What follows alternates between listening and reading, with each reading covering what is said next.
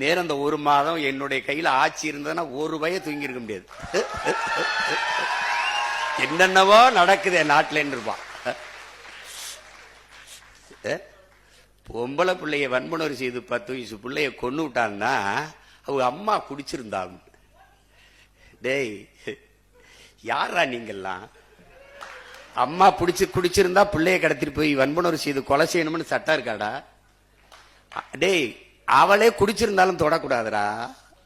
அவளே குடிச்சிருந்தாலும் தொடக்கூடாது. சரிடா, என் தாயை குடிக்கிற நிலையில் தள்ளியவனவன். அதான்டா கேள்விங்க. எந்த தவறையும் சரி செய்யறது என்ன? அப்படி அவர் செய்யலையா, இவர் செய்யலையா?